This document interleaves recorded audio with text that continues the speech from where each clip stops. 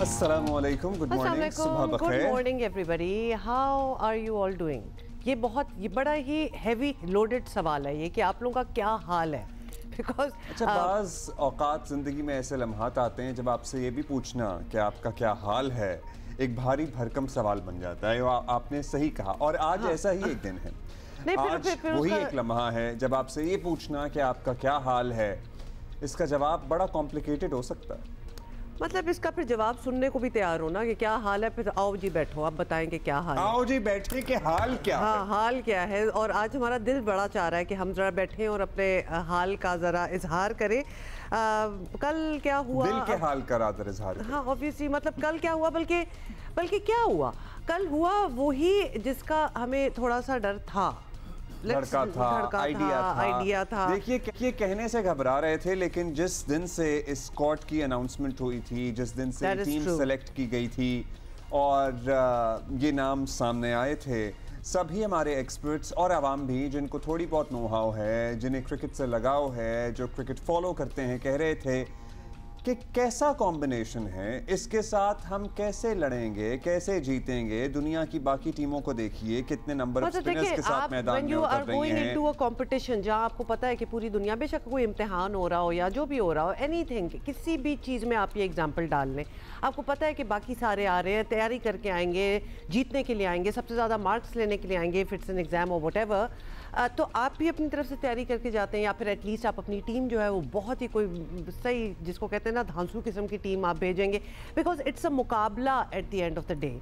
अब कल जो हमारी टीम थी मैदान में थी, छोड़ दें किसके अगेंस्ट वो खेल रही है, इंडिया है या न्यूजीलैंड है या बांग्लादेश आगे आने वाला है, क्या ये टीम ऐसी आपको नज़र आ रही है कि ये किसी से जीत सकती है या कुछ भी कर सकती है, अपने लिए भी कोई अपनी अचीवमेंट्स को भी बेहतर कर सकती है? रादर एक टीम भी नजर आ रही है। मतलब was it even a team? मतलब जो अनाउंसमेंट की गई थी जिस दिन से स्कॉट की, और सब कह रहे थे कि भाई एक स्पिनर का इजाफा कर लीजिए, हमारा ओपनर का मसला हल नहीं हो रहा, बहुत सारे नाम थे ऐसे जिस पे सबको एतराज़ था। फिर जो हमारे भारी भरकम नाम हैं जिन पे हमारी करोड़ों अरबों की इन्वेस्टमेंट है पीसीबी की, उनकी क्या जिम्मेदारी है? क्योंकि अमूमन ये होता है कि जो नए लड़के हैं ना, या जिनके बारे में आपको डाउट्स हैं कि ये कैसे आ गए या स्क्वाड का हिस्सा कैसे बन गए, सारा मलबा उन्हीं पे गिर जाता है। लेकिन जो वो लोग हैं जिनको इस टीम का पिलर समझा जाता था, समझा जाता है, शायद फ्यूचर में भी यही होता रहेगा, समझा जाता रहेगा, क्योंकि उनकी जड़ें इतनी मजबूत हैं, उनको फिर दरगुजर कर दिया जाएगा, उनकी परफॉर्मेंस को फिर सरफे नजर कर दिया जाएगा। इस तरह भी तो सोचा जा सकता है कि they have done their time, which is great, बहुत ज़बरदस्त उन्होंने खेला, बहुत कमाल खेला, दुनिया में नाम बनाया, but their time is over now, और वो जगह किसी और को देनी चाहिए। मतलब हम सोच रहे हैं ना कि हमें शोकेस करना चाहिए the best of the best जो हमारे पास है। We are a cricket loving nation. That team जो कल उतरी हुई थी मैदान में, that is not the best of the best at all. मतलब उस टीम से आप क्या एक्सपेक्टेशन रख सकते हैं? और हम बड़े अरसे से ये बात कर रहे हैं, मतलब हम अपने मिडिल ऑर्डर को हमारे पास मिडिल ऑर्डर क्या है? मिडिल ऑर्डर ऐसा है कि हम अपने नीचे से लड़कों को लाके ऊपर कर रहे हैं। क्या ट्रस्ट का लेवल है आपका? ओपनर का हमारा ठीक है मसला चल रहा है, लेकिन ओपनर से ही स्टार्ट हो जाए। लेकिन हमारा जो ओपनर का मसला, चलिए जी, साइम अयूब हो गए तो हम पे पहाड़ टूट गया, फखर इंजर हो गए तो हम पे पहाड़ टूट गया। दुनिया की और कितनी टीमों के ऊपर ये पहाड़ टूटे हैं और उन्होंने कितना रोना गाना किया है। मतलब ऑस्ट्रेलिया को देख लें, उनको तो फिर मेरा ख्याल है कि बैठ जाना चाहिए था सफ़े मातम बिछा के, उनके साथ जो हुआ। मतलब look at us, is this how a country of 250 people plus record chase किया है? चूंकि यू मेंशन्ड ऑस्ट्रेलिया, मतलब आप जरा देखें कि चेज कर रहे हैं, क्या टारगेट उनको मिला है और फिर भी जीत रहे हैं। हम उन मुल्कों से हार रहे हैं जिनकी आबादी हमारे शहरों से कम है, हमारे शहरों से कम है। हम 25 करोड़ की आबादी वाला मुल्क है, तो जाहिर है कि हमें 11-15 लड़के तो प्रोड्यूस करने ही चाहिए, और हैं। ऐसा नहीं है, ऐसे ना कहें कि नहीं है, नहीं है, लेकिन why are they not being selected? लेकिन देखिए, अब ये बात तो तय हो गई कि ये सिस्टम फ्लॉड है, ये सिस्टम अब खराब हो चुका है, ये सिस्टम अब करप्ट हो चुका है। करप्ट पैसों वाला करप्ट नहीं, लेकिन बस अब वो जो खराबी आ जाती है ना, वो वाली खराबी आ गई है। सो इस सिस्टम को कैसे ठीक करना है? क्या टॉप टू बॉटम एहतसाब की ज़रूरत है? कहाँ से मामला शुरू किया जाएगा? वो लोग जो मेंटोर्स बने बैठे हैं, जो टीवी के ऊपर भाषण दे रहे हैं, उनकी क्या कंट्रीब्यूशन है? They are getting paid and they deserve for whatever they are getting. होनी चाहिए, अकाउंटेबिलिटी होनी चाहिए, एब्सोल्युटली। मतलब we can start with the team, we can go on to the selectors, we can go on to the chairman. मतलब everybody needs to be questioned, और उन लोगों की वहाँ जगह क्यों बनी हुई है, वेदर इट इज़ वैलिड कि उनकी जगह वहाँ बनती है या नहीं बनती, वरना फिर फारग करें लोगों को। हमारे मेंटर्स ने बल्कि हम तो हमारे पास प्रीमियम फास्ट बॉलर्स से कि तुम 9 रन खा रहे हो एक ओवर में, या 8 खा रहे हो, तुम्हारी इकोनॉमी का बेड़ा गर्क हो चुका है। अच्छा एक सेकंड, एक और चीज, ये रन खा रहे हो एंड एवरीथिंग, खेल ही नहीं रहे। मतलब वो ये हमने न्यूजीलैंड के अगेंस्ट भी पाकिस्तान को देखा था, और ये कल हमने इंडिया के साथ भी देखा है कि 20-20 ओवर्स हो रहे हैं, 20-20 ओवर्स निकल रहे हैं और खेल नहीं, they are not playing. Why are they not playing? ये भी एक सवाल है ना, कि खड़े हुए हैं, अवॉइडिंग द बॉल। बहुत ही कोई सेफ कोई बैट मिलेगी तो ठीक है हम लगा देंगे, वरना वी विल नॉट प्ले। बचपन में, मतलब जवानी में, बचपन में क्रिकेट खेलते थे ना, तो अगर हमें मैच जीतना होता था, हम कहते थे सामने वाले को तू मार मैं खड़ा हूँ, ठीक है? ऐसा लग रहा है यहाँ पे सब खड़े हैं, कोई मार नहीं रहा। मतलब कि अब्दुल्ला क्या क्या क्या बात करें। मतलब let's talk about the dot balls. जितनी डॉट बॉल्स हमने की हैं, मतलब वो सिंगल्स ही हो जाते हैं हमारे। हम it's a record in itself कि it's not even, it's beyond embarrassing honestly. मतलब मैं तो एम्बैरेसमेंट वाला पहलू भी बीच में नहीं लाऊंगी। और थोड़ा सा अगर खेल के हारो ना अब्दुल्ला, अगर खेल के हारे, कोई जम के कोई मैच हुआ हो, जैसे कि इंग्लैंड ऑस्ट्रेलिया का उस दिन था, क्योंकि दोनों टीमें कमाल की थी, अगर आप खेले और हार जाएं, perfectly fine, but you are not playing. ये एहसास तो हो कि आप खेल रहे हैं। मतलब अगर हम सब लोग, हमसे मुराद है कि अवाम और एक्सपर्ट्स और हमारे साबिक क्रिकेटर्स टीम सिलेक्शन पे एतराज़ उठा रहे थे, तो ये ज़रा पूछा जाए उन लोगों से जिनका ये अटल फैसला था, वो इस बात पर तुले हुए थे कि नहीं, जो हमने सेलेक्ट कर लिया वही हमें मैच जितवाएंगे, वही हमें टूर्नामेंट जितवाएंगे। कितना टाइम था जिस पर कितने लोग थे, कितने एक्सपर्ट्स थे। आई एम नॉट सेइंग कि जी जिनको नहीं पता वो बोल रहे हो, नहीं, जिनको पता है वो भी यही एडवाइस कर रहे हैं कि इसकी नजरसानी कर लें, कुछ चेंजेस कर लें। लेकिन आप अपने आप को इतना अक्ले कुल समझते हैं कि आपने बस जो ठान लिया वो ठान लिया। मशवरे में बरकत होती है। कभी पूछ लिया कीजिए, कभी सुन लिया कीजिए। कल वाली गेम को देख के ये सवाल भी उठता है कि आपका गेम प्लान था क्या, because it was random, it was total random. हम लर्न करने गए थे वहाँ पे। बिल्कुल ऐसा ही लग रहा है। मतलब वो बिल्कुल जब मैदान में उतरे हुए थे, नजर आ रहा था कि किसी को खास नहीं पता कि हम कर क्या रहे हैं। या तो विन है या लर्न है, और हम लर्न कर रहे हैं। हम न्यूजीलैंड से सारे हारे हुए मैचों से लर्न करके कि बहुत कुछ सीखने को मिला। उनसे फिर मैच हार गए, लेकिन हमने उस लर्निंग को अप्लाई नहीं किया। नहीं, क्योंकि अभी तक हम in the process of learning चल रहे हैं ना।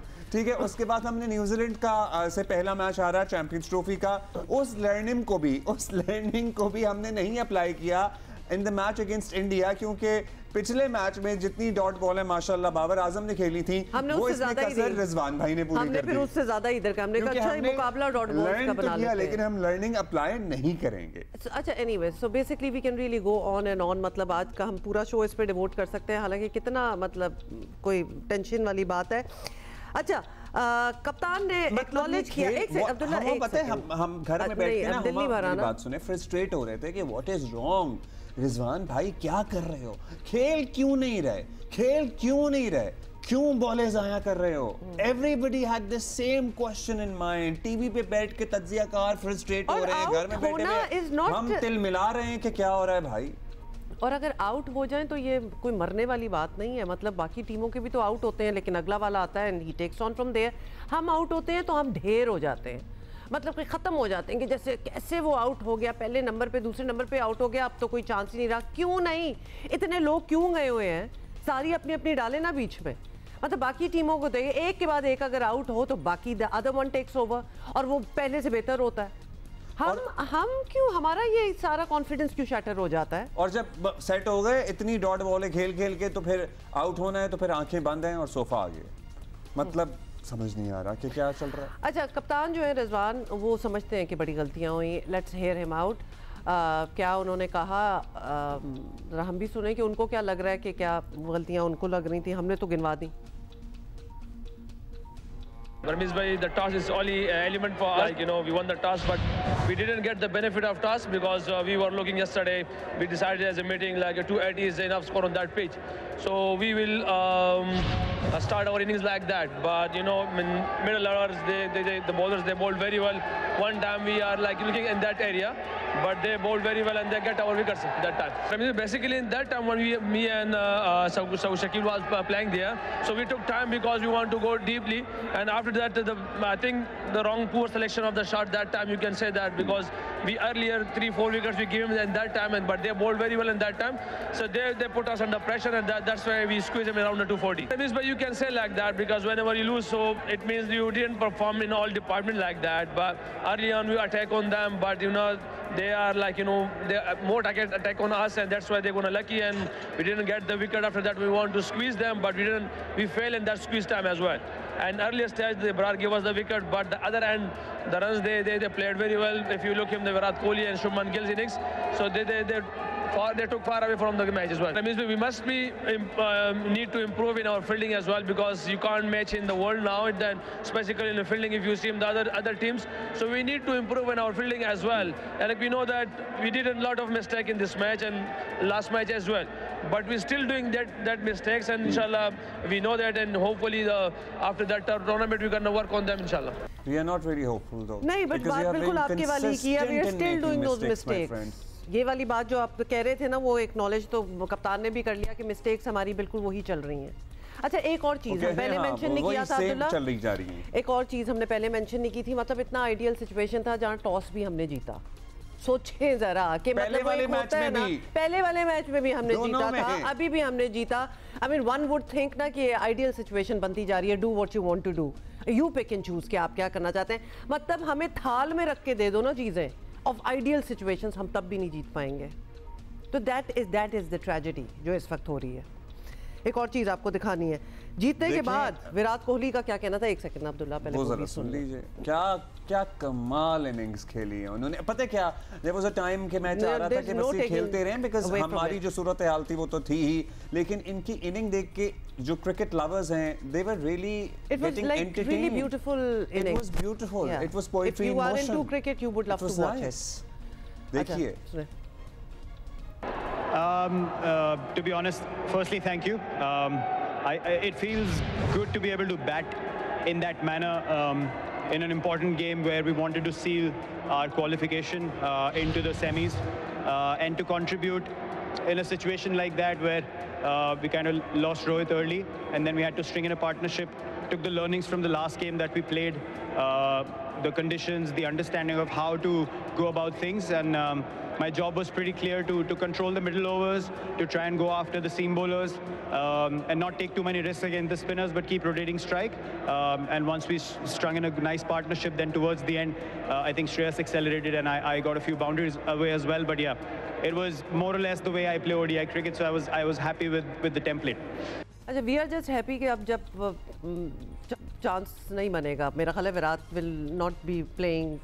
मतलब ये लास्ट गेम थी जिसमें वो पाकिस्तान के अगेंस्ट खेल रहे हैं. Obviously their careers are ending now, so उनका करियर तो हमें, मुझे तो फ्रैंकली इस बात what a way to end one's career as well. मतलब पाकिस्तान के अगेंस्ट आईसीसी के टूर्नामेंट मतलब हर चीज़ लगता था कि उनके लिए ना बनी हुई है, जो कि obviously they worked at it. जिस तरह वो कह भी रहे थे कि they learned from you know the past failures. मतलब एंड में अपना पूरा एक सेंचुरी भी करके निकले, वो भी होगी लास्ट बॉल पे. कमाल कमाल. और कोई बात करनी है या फिर और बाकियों को इनवाइट कर लें बोलने के लिए, क्योंकि आपने और मैंने तो एग्जॉस्ट ही कर दिया है. सिकंदर वक्त हमारे साथ हैं, उनसे बात करते हैं. और सिकंदर, हम ज़ाहिर है कल से सुन रहे थे आपकी ड्यूरिंग द मैच कमेंट्री भी हम सुन रहे थे, क्योंकि एक वक्त ऐसा आया था कि बस मैच से इंटरेस्ट खत्म हो गया था. आपकी बातें हमें ज़्यादा एंटरटेन करनी थी, मज़ा आ रहा था आप लोगों की सबकी गुफ्तगू सुन के, क्योंकि जो परफॉर्मेंस थी वो तो सबके सामने ही थी. बट बहुत सी बातें हो गई. Sikandar, what do you think was the turning point कि हमारा बेड़ा गर्क, as in the whole system का बेड़ा गर्क होना कब शुरू हुआ? मतलब वाज इट दैट पॉइंट जब हमने कप्तान आगे पीछे करना शुरू किया, या फिर जब टीम सेलेक्ट हुई थी? टीम नहीं, हम इस टूर्नामेंट की बात नहीं कर रहे. हम यहाँ तक कैसे पहुंचे? हम कुछ सालों का अगर सफर तय करें, कैसे पहुंचे हम यहाँ तक जहाँ पे हैं? कंसिस्टेंट हम हैं ना अपनी खराब परफॉर्मेंस में. आप लोगों ने एक लंबा लेक्चर दे दिया, सारी बातें आप कर गए. ठीक है, मैं तो मोटी मोटी बातें करूंगा. नंबर 1, क्रिकेट बोर्ड से मैं रिक्वेस्ट करूंगा कि रिजवान को कहा करें कि उर्दू में बात करें, ताकि हमें समझ में आए कि वो क्या बोल रहा है। मुझे तो समझ, ठीक है, नंबर 1। नंबर 2, अभी इन्होंने, मैं सुन रहा था प्रेस कॉन्फ्रेंस रिजवान की, किसी ने क्लिप भेजी थी कि हमने ये कर दिया, हमसे ये गलती होगी, तो भाईजान आप रिजाइन करें। सबसे पहले एज अ कैप्टन आपको रिजाइन करना है। नंबर 3, मोहसिन नकवी साहब, I am very sorry, you failed as an administrator in cricket. आप क्रिकेट नहीं चला सकते। आई एम वेरी सॉरी, आप बहुत अच्छे इंसान हैं, आप हमेशा मुझसे बहुत अच्छी तरह मिलते हैं, बट यू फेल, या आपको आपके एडवाइजर्स ने आपको बिल्कुल फेल कर दिया। आपके अपने मेंटोर्स टीवी पे बैठ के आपकी क्रिकेट का मजाक उड़ा रहे थे, जिनको आप 50 लाख रुपया महीना देते हैं। कल मैंने खुद देखा कि मेरे पास क्लिप आई हुई थी कि शोएब मलिक साहब बैठे गाने गा रहे थे आपकी क्रिकेट के ऊपर, गाने मजाक उड़ा रहे थे, वो आपकी पे रोल पे हैं। वकार यूनुस टीवी पे बैठ के कह रहे थे, यार मुझे खुद नहीं पता कि मैं क्या करता हूँ, मैं तो हूँ क्रिकेट बोर्ड में मगर मुझे खुद नहीं पता मैं क्या करता हूँ। आपने एक स्ट्राइकिंग फोर्स बनाई हुई है जिसको रज़ाक साहब कोचिंग करते हैं। आपको चाहिए कि ये जितने लड़के हैं ना, उन सबको उस कैंप में भेज दें कि शायद वो हिट मारना शुरू कर दें। तो हमारा सिस्टम जब से ख़राब हुआ है, जब से हमने जो क्रिकेट बोर्ड ने एक अजीब व गरीब किस्म के जो क्रिकेटर्स थे उनको अपने इर्द गिर्द रखा। मैं पहले भी कह चुका हूं कि सेलेक्टर वो लड़के नहीं बनते जो अभी हाल ही में रिटायर हुए हों, जो इन्हीं लड़कों के साथ खेलते हैं। तो ये सारा खिचपिच हो गया और मुझे नहीं लगता कि इन लड़कों ने ये टीम सेलेक्ट की है। मुझे ये लगता है कि ऊपर से सेलेक्ट हुए तो कम एज अ क्रिकेट एडमिनिस्ट्रेशन में टोटल आपको मोहसिन नकवी साहब आपको फेल कर दिया है इन लड़कों ने। आपको खामखाई के लिए बातें बता सिकंदर, आपका ये कहना कि आपको नहीं लगता कि सिलेक्टर्स ने टीम सेलेक्ट की है और कहीं ऊपर से हुआ है, ये भी आपने कहा है ना, तो why would the selectors take on this very heavy responsibility जबकि उनको भी पता हो? उमा जी, इनमें इतनी शर्म नहीं है, इन लोगों को पैसे इतने मिलते हो सकता है मुझे भी अगर 20-25 लाख रुपया मिल रहा हो या 15 लाख रुपया मिल रहा हो, तो मैं किसी की गलती का मैं रिस्पॉन्सिबिलिटी ले लूं? हाँ, ये आप कह रहे हैं हमें क्या है, हमें तो पैसे मिल रहे हैं। अब मुझे अच्छा, ये भी इत्तलात है हमारे पास सिकंदर के, बोर्ड ने मीटिंग बुलाई थी और सेलेक्टर्स को इसरार किया था कि बहुत तनकीद हो रही है, आप कट ऑफ डेट से पहले नज़रसानी कर लें, लेकिन फिर भी प्राइमरीली आकिब जावेद का नाम लिया गया क्रिकेट ज़राए से। प्राइमरीली वो हेड कोच भी हैं, वो सेलेक्टर भी हैं, कि उन्होंने इसरार किया कि नहीं जी जो हमने सेलेक्ट कर ली वो कर ली। मैंने पूछा था, मैं जब इनॉग्रेशन पे था तो मैं था, अपने हमारे अजहर साहब थे, मैं था, अजहर साहब थे, नकवी साहब थे, मैंने उनसे पूछा था कि सर आप लोगों ने इतने बड़े बड़े फैसले किए, तो उन्होंने कहा कि मैं बीच में नहीं बोलता सिलेक्शन कमेटी के, जो सिलेक्शन कमेटी कहती है मैं उसको मानता हूँ, और इसीलिए मैं उनको ये कह रहा हूँ, मैं नहीं कह रहा कि जी ये मोहसिन नकवी साहब की गलती है, नहीं, मोहसिन नकवी साहब की गलती ये है कि उन्होंने ऐसे लोगों को अपने इर्द गिर्द रखा है कि जिन्होंने उनको घुमा दिया। नहीं, जाहिर है गलतियां तो टॉप टू बॉटम ही हैं और उनकी भी गलतियां हैं, मतलब और नीचे तक हैं। नहीं, मोहसिन नकवी साहब को ये देखना चाहिए था कि हर क्रिकेटर हर चैनल पे बैठ के ये कह रहा है कि इन पिचेस के ऊपर हम 2 स्पिनर्स के बगैर नहीं जा सकते, मगर उन्होंने उस चीज़ को एक्सेप्ट किया इसलिए कि सिलेक्टर्स ने उनको घुमा दिया। कि भाई आप पूछ तो लेते किसी से कि भाई ये सारी दुनिया ये कह रही है, आप लोग क्यों नहीं दूसरा स्पिनर रखते? उन्होंने पूछा ही नहीं। वो बहुत बिजी आदमी है, इतना बिजी है कि उनके पास टाइम ही नहीं होता। नहीं, तो जब मेंटोर रखे हुए, इन्होंने आकिब जावेद को फोन नहीं किया होगा, मतलब वकार यूनुस नहीं कर सकते, शोएब मलिक नहीं कर सकते, अजहर महमूद की बात नहीं हुई होगी, मिसबाह की बात नहीं हुई होगी कि क्या कर रहे हो यार, आपस में बैठ के कुछ डिसाइड कर लें। ये क्या एक दूसरे से बात करते होंगे? सबसे पहली बात, क्या जॉब डिस्क्रिप्शंस होती है ना, जेडी जिसे कहते हैं, कि हर इंसान को एक जेडी होती है कि जी आपने ये करना है, तो क्या उसमें ये शामिल है? मैं खुद कह रहा हूं कि आप उठा के क्लिप देख लें, शोएब मलिक मैच हारने के बाद गाना गा रहा था, मजाक उड़ाने वाला। नहीं, वो गम का गाना गा रहे थे सिकंदर, वो कभी कभार सोशल मीडिया पे इस किस्म की चीजें होती हैं, वो सारे गम के कोई गाने 2-4 गा रहे थे, ये मैंने भी क्लिप देखा था जिसका आप जिक्र कर रहे हैं। जी जी बिल्कुल बिल्कुल, यू आर वेरी राइट। ये थोड़ा सा ऑन द फ्लिप साइड ये भी चैंपियंस ट्रॉफी तो उनका वो नहीं था ना, एक और पर्सपेक्टिव है, अगर यही टीम परफॉर्म कर जाती आउट ऑफ नोवेयर, तो तब फिर चेयरमैन नहीं, फिर चेयरमैन की तारीफ भी होती इन द सेंस कि देखिए बड़े नॉन इंटरफेयरिंग चेयरमैन है, इन केस सिलेक्टर्स नहीं सिलेक्ट की होती टीम, तो ये तो उन पे भारी पड़ गई। देखो हुमा, मैं तो कब से आप लोगों के साथ प्रोग्राम कर रहा हूँ, मैं तो आपको बहुत पहले कह दिया था कि ये टीम में वो जान नहीं हाँ, है नहीं हमारे है, यस।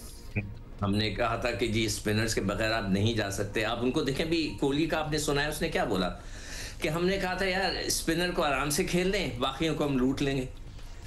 उसका जो मतलब था उसके, हाँ, बिल्कुल ऐसा ही था। स्पिनर को हमने आराम से खेल लिया, इसलिए इब्रार ने 23-24 रन दिए हैं, उसने आराम से उनको खेलता रहा, कभी एक ही इनके पास स्पिनर है, बाकियों को उन्होंने लूट लिया। और हमारे पास सिकंदर इतना कम टारगेट था कि उन्होंने आराम से ही खेलना था। मतलब टारगेट क्या दिया हुआ था, वो तो लिटरली हलवे की तरह आगे चल पड़े उस पे। एक एक बन जाता हूं, शायद बन जाता, मतलब थोड़े रन भी ज्यादा होते हैं। वो जो उस्मान खान नहीं, हमने जो उन्हें दिया था अब्दुल्ला, दे वर नॉट, टेंशन नहीं थी उनको, नहीं दिया क्या था। हम क्योंकि विकेट नहीं ले पाते ना, हम वो जो उस्मान खान लेके गए हुए हैं, हम खिलाते फिर इमाम को है, मतलब हम ऐसे लड़कों को क्यों लेके गए हुए हैं। आप छोड़ दें उन लड़कों को प्लीज। हमने वो सही कह रहा है याया बिल्कुल सही कह रहा था कि हम उन लड़कों को क्यों ब्लेम करें कि जिन्होंने मैच ही नहीं खेले, जिन्होंने नहीं खेले, जिन्होंने खेले उनकी भी बात करेंगे, लेकिन फिर उनको क्यों हम लेके गए हैं। अभी तो हम सिलेक्टर उन लड़कों की बात नहीं कर रहे, हम बात कर रहे हैं कि जो सिलेक्शन है, ये जो टीम बना के 11 उतारी गई है, क्या सिलेक्शन थी कि जिनको लेके गए हैं उन्हें हमने खिलाना ही नहीं है। अच्छा देखिए, हमारे जो बेस्ट प्लेयर थे ना साउद और रिजवान, वो बैटिंग कर रहे थे, तो 10 ओवर में 52 रन थे। फिर 15 ओवर हुए तो 63 हुए, यानी कि सिर्फ 11 रन बनाए। फिर जब 20 ओवर हुए तो 78 हुए, यानी कि सिर्फ 15 रन बनाए अगले 5 ओवर में। फिर उसके बाद 25 में 99 हुए और 21 रन बनाए हमने अगले 5 ओवर में। ठीक है, यहां तक आप स्लो खेले। 33rd ओवर में उन्होंने मारना शुरू कर दिया, दोनों आउट होके चले गए। जितना आपने खेला सारा वक्त जाया कर दिया।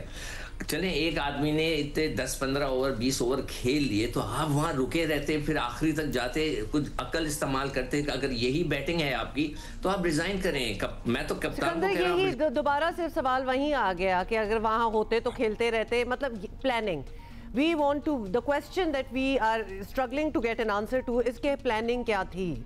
क्या हमने स्टडी नहीं किया हुआ था उनका एक एक प्लेयर के किसको किस तरह टैकल करना है और किसको किस तरह आउट करना है। बिकॉज उन्होंने क्लियरली किया हुआ था, मतलब जिस तरह बाबर आउट हुए, दे न्यू। वैसे इतना स्टडी करने की हमें जरूरत भी नहीं है, वो अब हम खुली किताब हो चुके हैं, हर मैच में इसी तरह हो रहा है। ठीक है, गुड। हम उनको शायद हमें स्टडी नहीं कहा, हम तो उनको कर सकते थे ना, हमारा भी होमवर्क नहीं था। जी अब्दुल्ला, जितना मेरा लाइफ का एक्सपीरियंस है, जिस तरह बेचारे रिजवान भाई बात करते हैं, उसके हिसाब से उनकी जो सोच और समझ कितनी है वो मुझे नजर आ जाती है। एक शख्स जब इंसान बात करता है ना, तो उसका आइडिया हो जाता है कि वो कितनी उसके अंदर नो हाउ है, डेप्थ है, वो क्या सोच रहा है, वो क्या कर रहा है। तो वो जब बात करते हैं तो उनको पता नहीं किसने मशवरा दे दिया कि इंग्लिश में बात करें। मुझे तो बिल्कुल ही नहीं समझ में आ रही ना उन्होंने क्या बोला। नहीं, जब वो उर्दू में भी करते हैं तो उसको हम जबान को एक तरफ रख देते हैं, जब उर्दू में भी करते हैं तो मुश्किल होता है समझना, उसी से आपको सोच का अंदाजा हो जाता है। सो मेनी अदर इश्यूज कि हम भूल जाएं उनकी। मेरे हिसाब से तो बहुत ओवरऑलिंग की जरूरत है आपको। इन सब लड़कों को जो मोटे मोटे प्लेयर्स हैं उनको बोलें कि आपके सेंट्रल कॉन्ट्रैक्ट खत्म, रिवैल्यूएट करें इनके सेंट्रल कॉन्ट्रैक्ट। मैंने हाथ जोड़ जोड़ के कहा था कि इन लड़कों को लीग्स खेलने ना भेजें जब आपका डोमेस्टिक सीजन चलता है। इंडिया ने तो विराट कोहली को बोला, अभी 1 महीना पहले मैंने आप लोगों को बताया था प्रोग्राम में कि जाओ खेलो जाके डोमेस्टिक क्रिकेट। हमारे वो 12 साल से। लेकिन अगर हमने इसके बाद ऑब्वियसली एक रिफ्लेक्शन होनी है कि हुआ क्या after the tournament is over.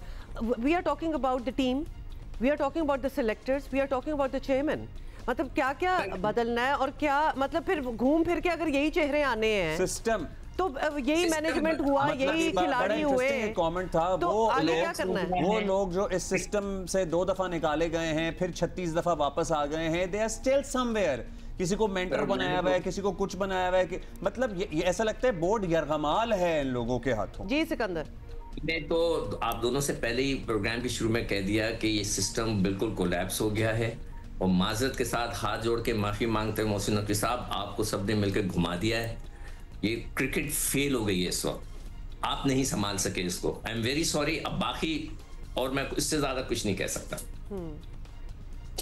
हाँ, मतलब तो और पता है क्या होगा सिकंदर, अभी PSL शुरू हो जाएगा, हम और आप यहाँ बैठे हुए किसी एक लड़के ने 4 विकेटें ले लेनी है, किसी ने 6 छक्के मार देने, हम यहाँ पे गुनगा रहे होंगे, हम यहाँ पे तारीफें कर रहे होंगे और हम ये सब भूले बैठे होंगे और हम फिर कह रहे होंगे कि यार ये देखो ये टैलेंट आ गया, इसको टीम में ले लो।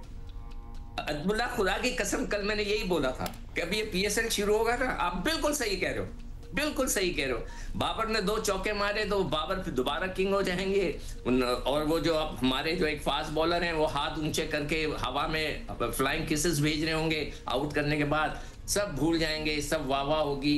उससे पहले अमेरिका में हम अमेरिका से हार गए थे सर, अमेरिका से हार गए थे, हमें शर्म नहीं आई। अमेरिका से हार गए थे जो कभी क्रिकेट ही नहीं खेलते, उनसे हम हार गए थे। अब ये मतलब कोलैप्स हो गया। इंडिया की बेंच स्ट्रेंथ देखें, मतलब तिलक वर्मा और अभिषेक पीछे बैठे हुए थे, उनकी इस वक्त टीम में मतलब जगह नहीं बन रही थी, इतने उनके कोई स्टेलर परफॉर्मर्स हैं। Sir we are failed, cricket में हम फेल हो गए। Maybe we should just not play international, हमें PSL ही करना चाहिए।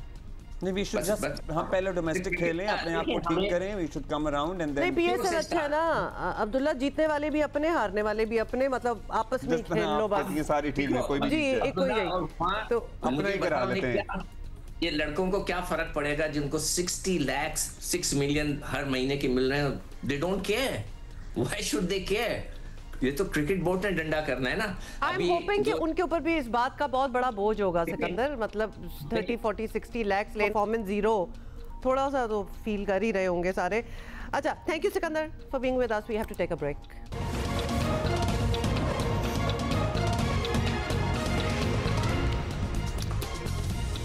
वेलकम। वक्तन करते रहेंगे हम अभी आगे भी चलकर क्रिकेट की बात, क्योंकि हमें पता है आपके दिल बहुत भरे हुए हैं। Literally, we are all really heartbroken because time and again यही हुआ चला जा रहा है ना। And as much as we think that we are speechless and we don't know what to say anymore, we have so much to say कि वो मतलब जब निकलता है तो वो रुकता नहीं है। बट अभी और भी बड़े इश्यूज हैं हमारे जिन पे हम बात करेंगे। कराची में जहाँ ट्रांसपोर्ट के मसाइल ख़त्म होने का नाम नहीं ले रहे, वहीं मुताल्लिका इदारे ट्रैफिक इंजीनियरिंग ब्यूरो की जानिब से 3 दहाइयों से शहर का जामे ट्रैफिक सर्वे ही नहीं हुआ।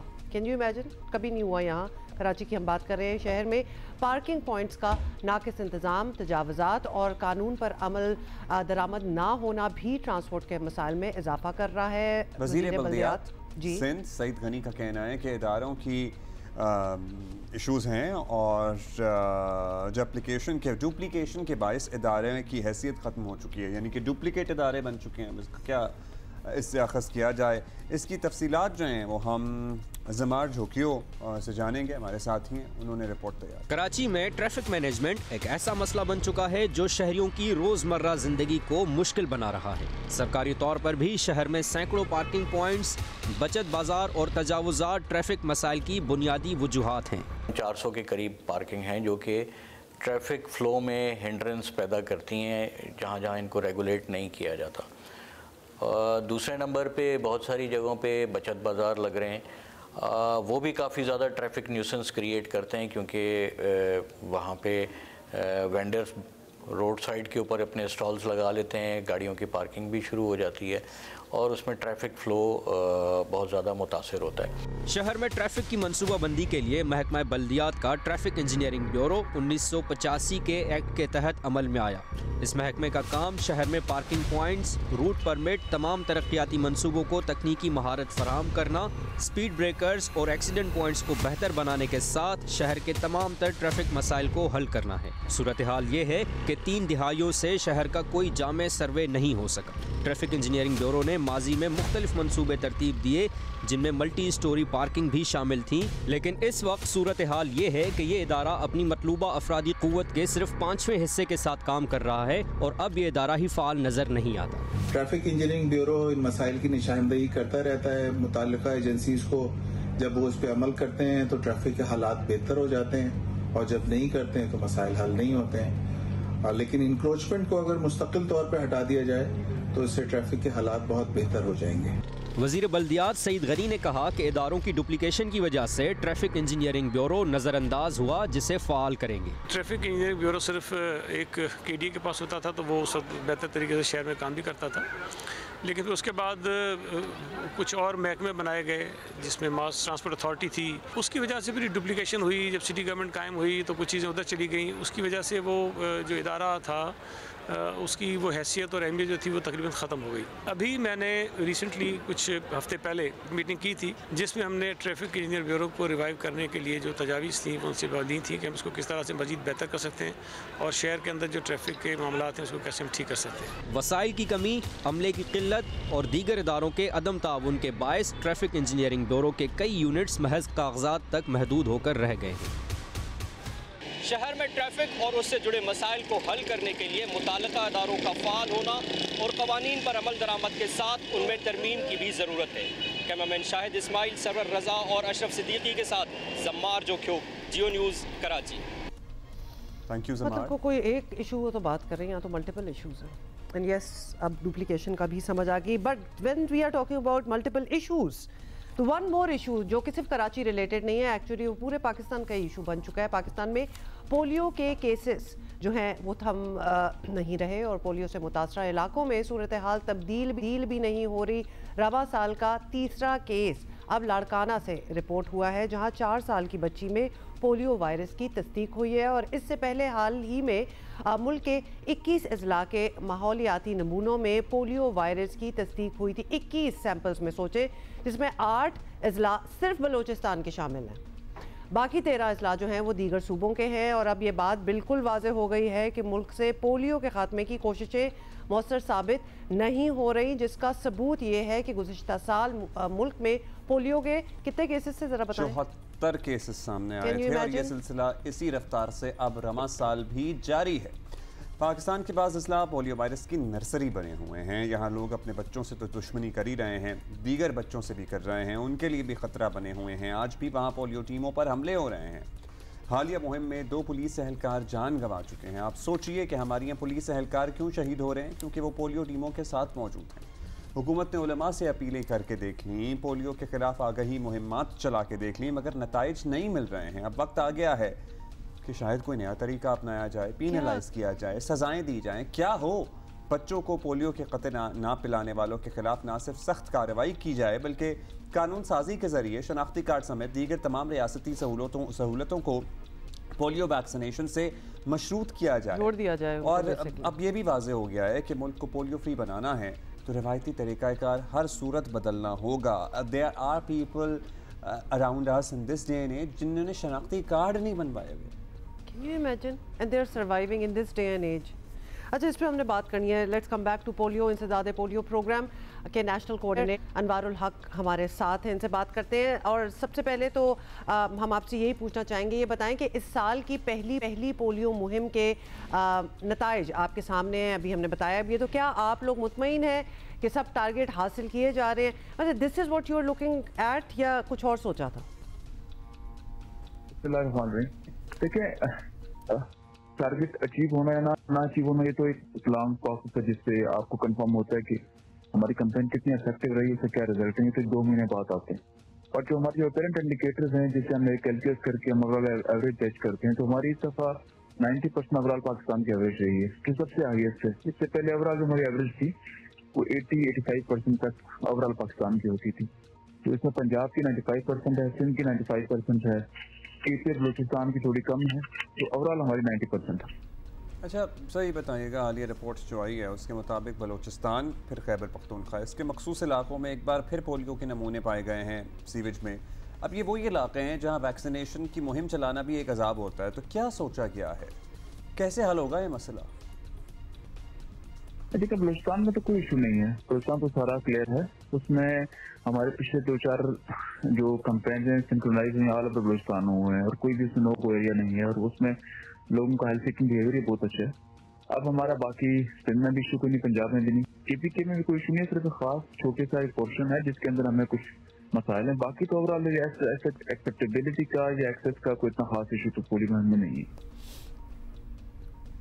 इशू नहीं है, मतलब लेकिन फिर भी पुलिस वाले जान गंवा रहे हैं। एक साल में 74 केसेस आ रहे हैं। जी बिल्कुल, आपने बलूचिस्तान का जिक्र किया और इसमें अभी हमने ये बताया कि 8 अजला तो सिर्फ बलूचिस्तान के ही हैं जहाँ से पोलियो के जो निशानदेही की गई है। It is very much there. खैर, इन एनी केस अनवार साहब, पोलियो आ गई, महमात जो हैं वो चला लें, उलमाए कराम से फतवे ले लें, सिक्योरिटी लगा कर देख लें, लेकिन अब भी बहुत से लोग पोलियो के कतरे पिलवाने को राजी नहीं होते। That is a reality. तो क्या अब वक्त आ नहीं गया कि ऐसे लोगों के लिए सख्त कवानीन लाए जाएं? मतलब कवानीन लाना तो कोई मुश्किल नहीं है हमारे मुल्क में, तो इसके लिए भी ले आएँ, इनके शनाख्ती कार्ड, आमदोरफ्त वगैरह को रोका जाए। कुछ तो नया करना पड़ेगा। तो क्या सोचा है आपने, कोई इनोवेटिव आइडियाज़? देखिए ओवरऑल तो आपकी बात थी कि एक सब्सटेंशियल मेजॉरिटी तो वो लोग पिलवा रहे हैं, बार बार पिलवा रहे हैं, और शायद बार बार इसी वजह से पिलवा रहे हैं कि खास कुछ लोग ऐसे हैं जो नहीं पिलवाते, जिसकी वजह से वायरस उन बच्चों में सस्टेन करता है, फिर जब भी वो बच्चे दाएं में मूव करते हैं वो इन्फेक्ट कर देते हैं। तो इंटरनेशनल की चीजें देखें, आप देखेंगे ना कि अभी जो IHR में आपने देखा कि उन्होंने सऊदी अरब में जैसे पाबंदी किया कि आप लोग जो भी जाएगा हज उम्रा के लिए तो उसकी वैक्सीनेशन होना उसकी लाजमी है, और उसके 4 हफ्ते पहले वैक्सीनेशन होनी चाहिए।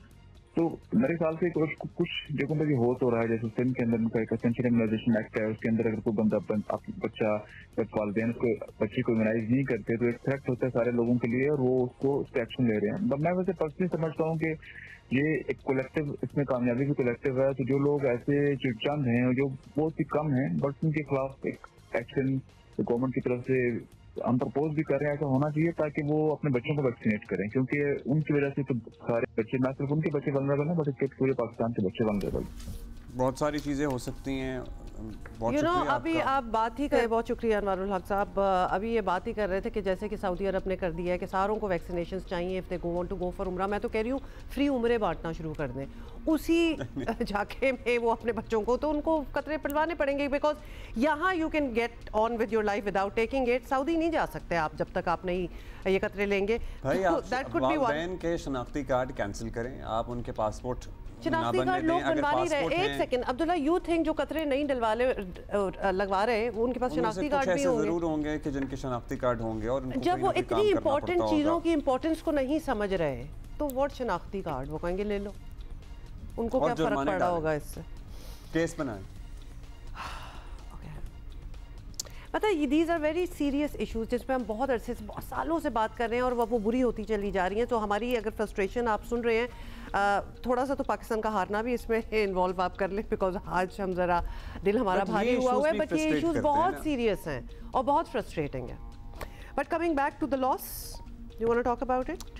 अच्छा, हमारे जो है ना, आपको पता है कि हमारे यहाँ कुछ मौज़ूआत ऐसे होते हैं जिस पे हर शख्स एक्सपर्ट होता है। क्रिकेट भी सर्टनली उनमें से एक है कि हमारे नौजवान, हमारे बच्चे, हमारे बच्चियाँ, हमारे बुजुर्ग, हमारे uncle aunties, everybody has an opinion about cricket. That is so true. मतलब हम तो चले यहाँ बैठ के अपना रोना रो रहे हैं, आप उनका सोचें जो कि टिकट ख़रीद के वीज़ा जो इतना मुश्किल है ले के वो दुबई पहुँचे मैच देखने के लिए, और फिर बेचारे, वैसे उनका क्या कहना है, देखना लें सारे मिल के, बात का इजहार कर रहे हैं ज़रा। Let's watch together.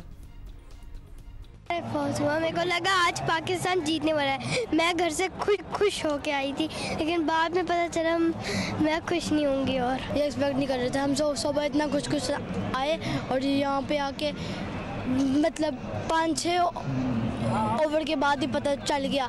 वैसे तो मेरे को उम्मीदें थी नसीम शाह से, लेकिन उसने अपनी फील्डिंग पता की कह दिया कि मेरे बस की बात नहीं है।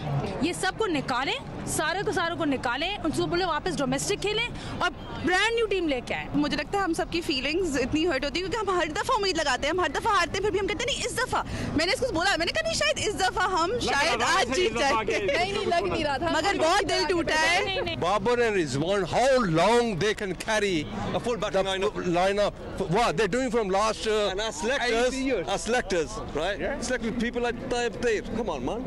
He's not even a first class player. How did he get in the team?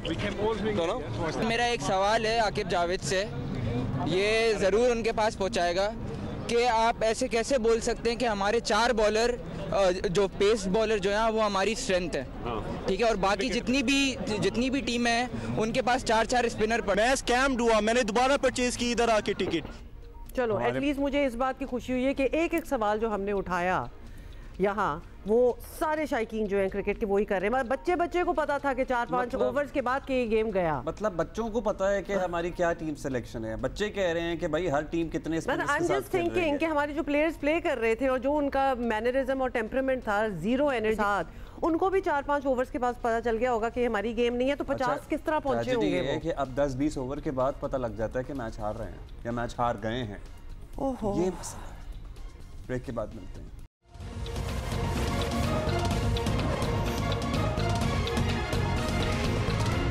अच्छा जी, एक ज़बरदस्त एक्सरसाइज हो रही है, उस बारे में आपको बताना है। जॉइंट मैरीटाइम इंफॉर्मेशन कोऑर्डिनेशन के ज़ेर इंतज़ाम पाक बहरिया की सी गार्ड मशकें आज से शुरू हो रही हैं। इससे पहले ये मशकें 2024 में हुई थीं और ये इस सिलसिले की दूसरी कड़ी या दूसरी सीरीज़ है। ये मशकें 28 फरवरी तक जारी रहेंगी। क्या होता है इससे हासिल, ये एक अहम सवाल है। ये बहुत बड़ा सवाल है और इसीलिए we want to find out. तो हमें पाकिस्तान नेवी से कैप्टन मंसूर अली ने ज्वाइन किया है। बहुत बहुत शुक्रिया, आपने टाइम निकाला है सर। बताएं ज़रा, क्योंकि हम सुनते तो रहते हैं और लोगों का इंटरेस्ट भी बड़ा होता है, but what exactly are we looking for joint maritime इस कोऑर्डिनेशन? जी, first of all thank you very much for having me. Exercise sea guard, जैसा कि आपने इसके नाम से वाज़ेह हो रहा है कि ये समंदर की कोई एक्सरसाइज है और ये मैरी टाइम डोमेन में सी में कंडक्ट होने वाली एक्सरसाइज है।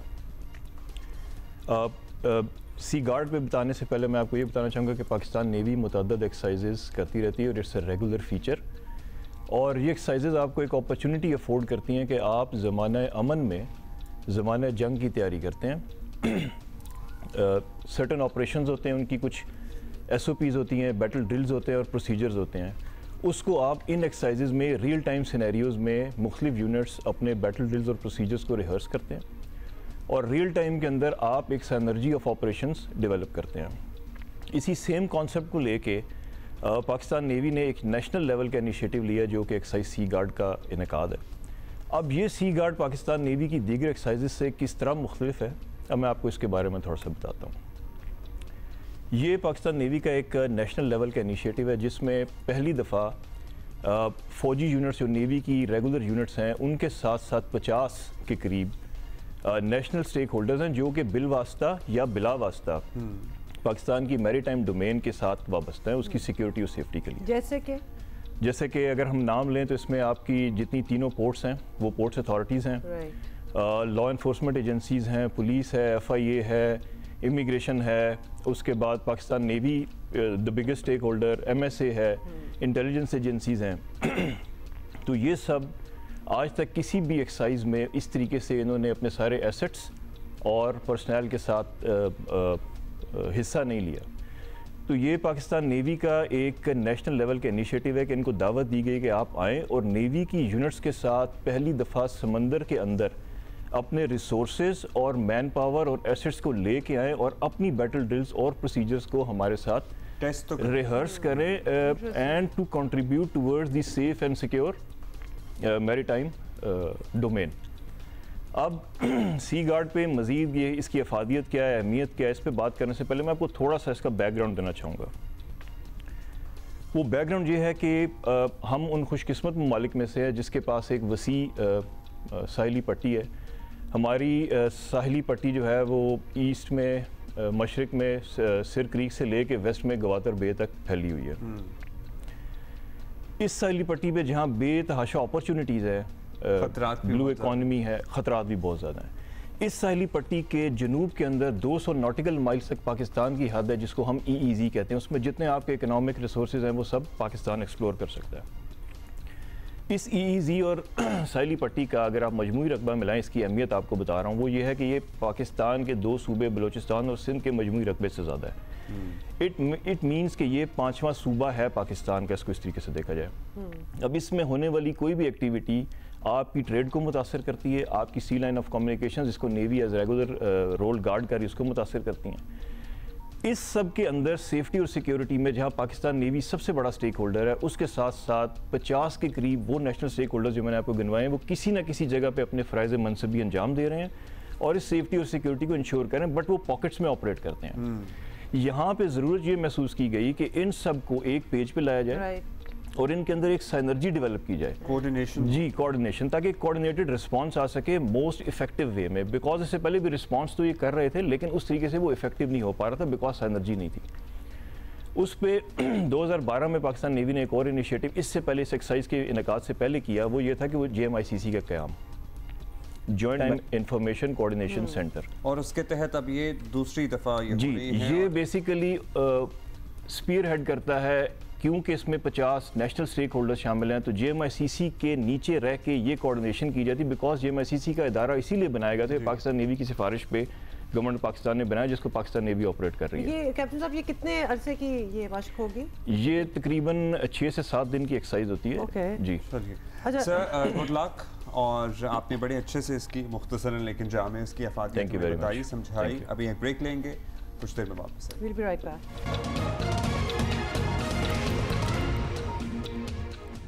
हमने डिसाइड किया कि हम थोड़ा सा और बात करेंगे मैच पे, नॉट व्हाट हैपेंड, लेकिन अभी भी तो एक मैच है ना। और फिर हमें शौक है ना अगर मगर में चले जाना कि अगर ये हार गया और वो बड़े पॉइंट्स हो गए तो हम दोबारा आ सकते हैं।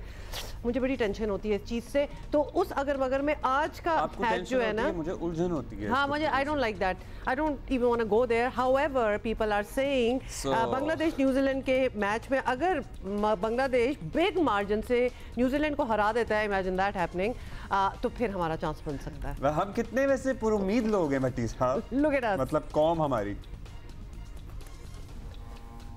सबसे पहले तो बहुत शुक्रिया अब्दुल्ला रुमा, और आपके जो जज्बात आज सुबह हमने देखे, तो यकीन करें रात से अब तक कई बार अचानक आंख खुल गई कि यार ये क्या हुआ कि 5 दिन में हमारी चैंपियंस ट्रॉफी खत्म हो गई। आप जिस तरह जज्बाती हुई ना हुमा, उसी जज्बात में आपने कह दिया कि न्यूजीलैंड आज हार जाए बांग्लादेश से बड़े मार्जिन से।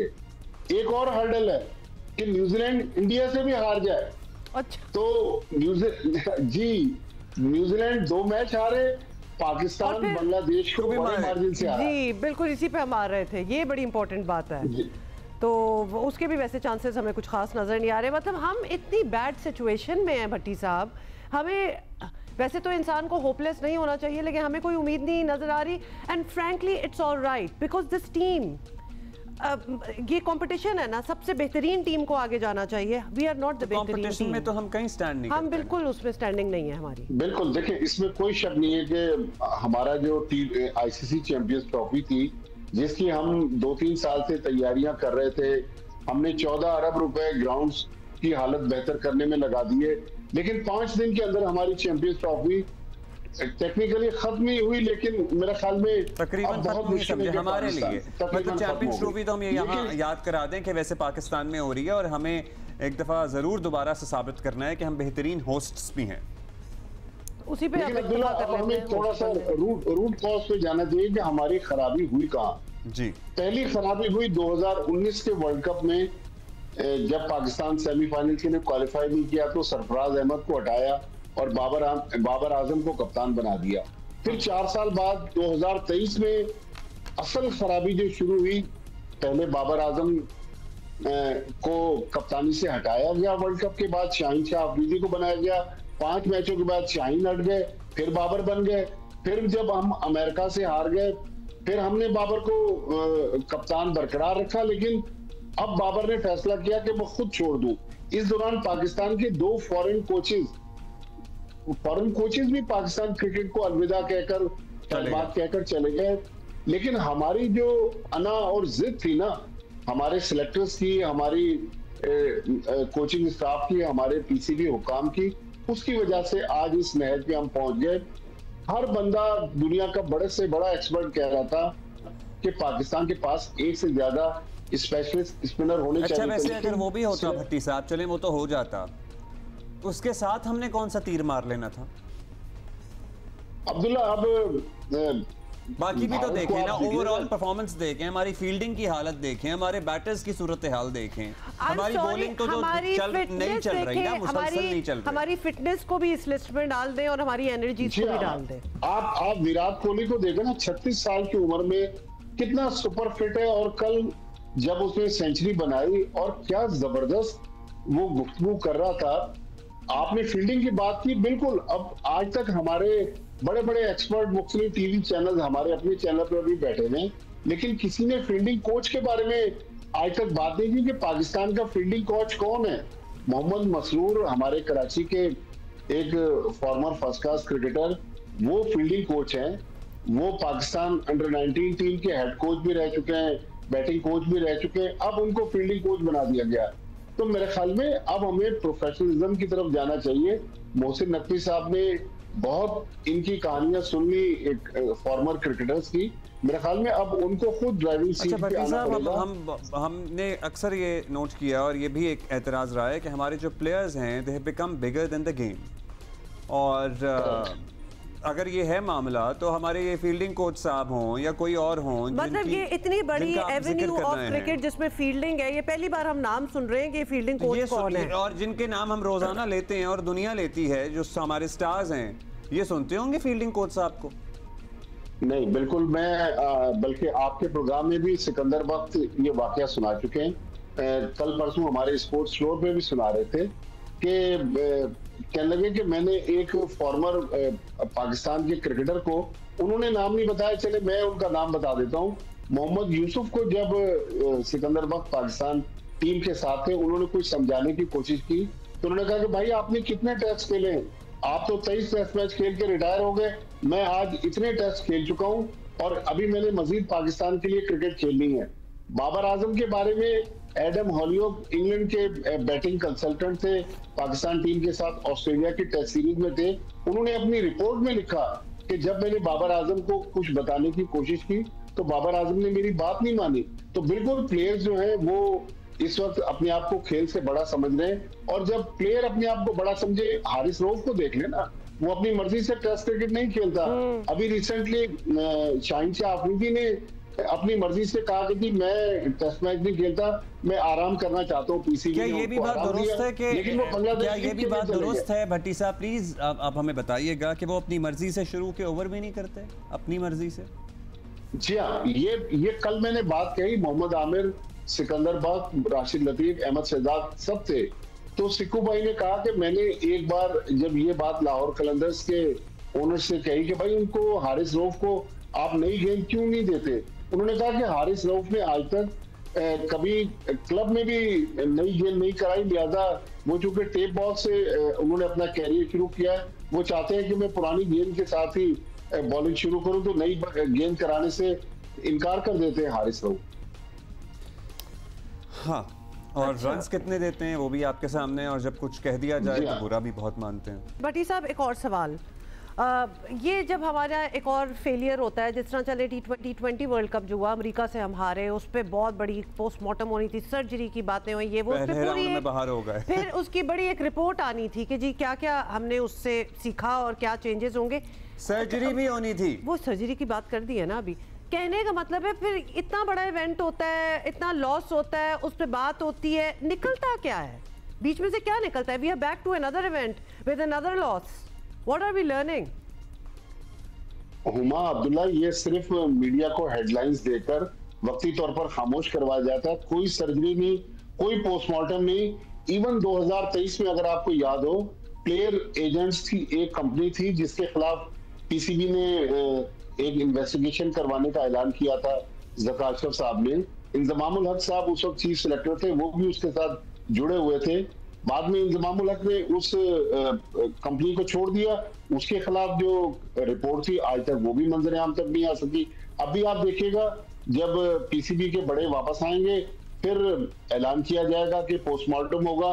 इवन देखें, अभी जो सिलेक्शन कमेटी को जब फॉर्मर क्रिकेटर्स मशवरा दे रहे थे कि आप इस टीम को तब्दील कर दें, तो एक दिन पीसीबी चेयरमैन के कहने पर सिलेक्टर्स बैठे, घंटा डेढ़ उन्होंने मीटिंग की, लेकिन जब कमरे से बाहर आए उन्होंने पीसीबी को बताया कि नहीं जी, यही पाकिस्तान के बेस्ट 15 हैं, यही चैंपियंस ट्रॉफी खेलेंगे, इसमें किसी तब्दीली की कोई गुंजाइश नहीं।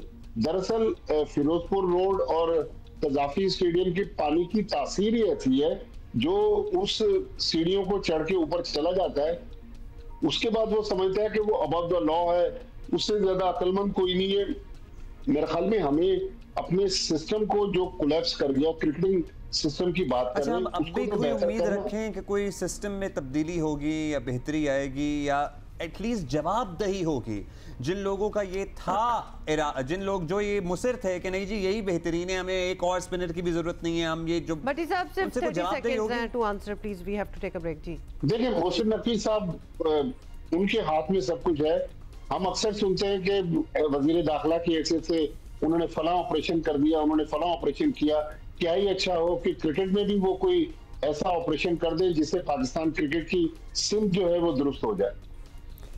चलिए, बहुत शुक्रिया भट्टी साहब, thank you for being with अस। मतलब हम ये बात कर दिल हल्का कर रहे हैं, लेकिन वी रियली वांट ऑब्वियसली कि हमारी कुछ बेहतरी आए, लेकिन बहुत ओवरऑलिंग की ज़रूरत है।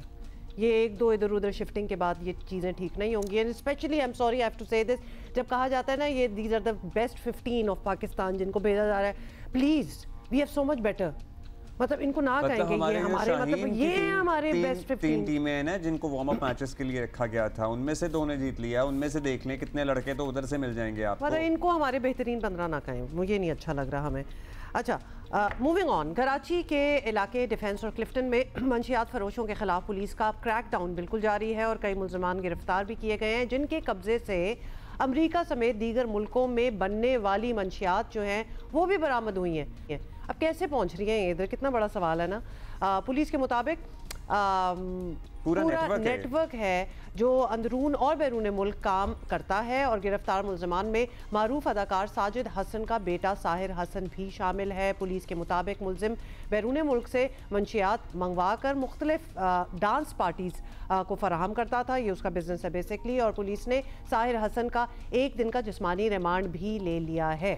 आज इसे मुतल्लिका अदालत में पेश किया जाएगा। ये भी कहा जा रहा है कि मुबैना तौर पर मुल्ज़िम साहिर हसन मुस्तफ़ा आमिर कत्ल केस में गिरफ्तार अरमगान को भी मनशियात सप्लाई करता था उसकी पार्टीज़ के लिए। पुलिस का कहना है कि साहिर हसन से मनशियात के पैकेट, डिजिटल तराजू यानी स्केल और दीगर सामान बरामद हुआ है। दूसरी तरफ CTD ने छापा मार कार्रवाइयों में डिफेंस से 3 मुल्ज़िमान को गिरफ्तार करके 7 किलो हेरोइन, 7 किलो हेरोइन मतलब 3 किलो आइस बरामद की है। मुल्ज़िमान यूनिवर्सिटियों, कॉलेजेस और डांस पार्टियों में मनशियात सप्लाई करते थे। मनशियात फरोशी अपनी जगह जुर्म है, लेकिन मुस्तफ़ा आमिर कत्ल केस बता रहा है कि इस जुर्म से कत्ल समेत दीगर संगीन भी जुड़े हैं। हमारे कॉरेस्पॉन्डेंट हमारे साथ हैं, बाकी स्टोरी उनसे सुन लेते हैं। काशिफ मुश्ताक हमारे साथ हैं। काशिफ, मतलब क्रैकडाउन अगेंस्ट ड्रग्स की बात तो हम अक्सर सुनते रहते हैं, मतलब हमेशा ये पकड़ते हैं और अब भी जाके इतने लोग इनको दोबारा मिल रहे हैं या फिर पहले इतना सीरियसली काम ही नहीं हुआ और अब एक्चुअली पकड़ रहे हैं?